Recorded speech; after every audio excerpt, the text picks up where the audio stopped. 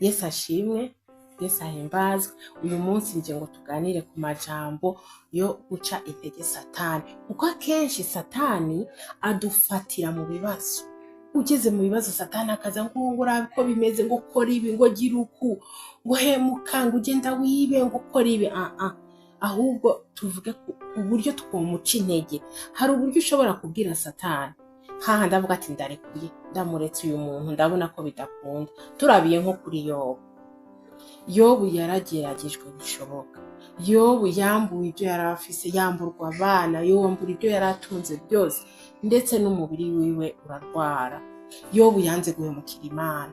Yobu yari afise ukwemera gukomeye, yanga guhemukira Imana. Satani agaca ku ruhande, agira haca no ku mugore, baramubwira ati mubarire, murabarira tuka Imana yipfire.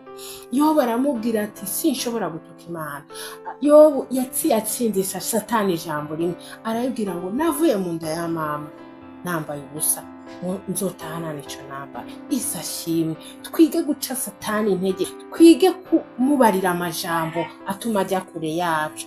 Yesu ashimwe. Turabe Shadrake, Meshake na Abedinego bagira babaterere mu ndimi z'umuriro. Wari umuriro uteye ubwoba, wari umuriro umwe wo kwiyumvira nawe ukumva ko biteye ubwoba, bigatuma wohindura ibikurimo. Ariko kubera inkomezi z'Uwiteka bari bafise, kubera bari bazi ugukuru kw'Imana yo mw'ijuru, barababwiye ngo bapfukamire igishushanyo, baranka. Baravuga ati uburyo baciyemo intege. Satani abaca ku ruhande akavuga ati umva, pfukama uriya muriro urakwica, pfukama kora ibi, utabikoze uriya muriro ntuwukira.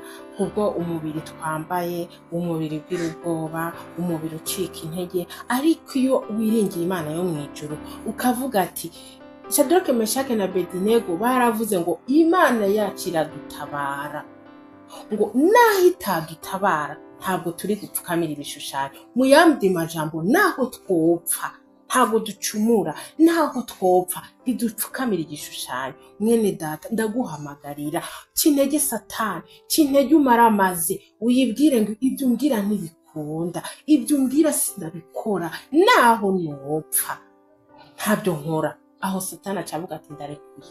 Umuntu uvuze ko nawe yopfa atashobora kunyumvira, ndamuretse. Yesu ashimwe. Nuko twizere Imana, ya Mana yazuye abapfuye, ya Mana ifite ubushobozi burengeye ubwo twe twiyumvira. Uyizeye naho buri mu magorwa, Imana iragutabara. Naho itagutabara upfe uyizeye, kuko tuzi ko nyuma y'ubu buzima turimo hari ubundi buzima.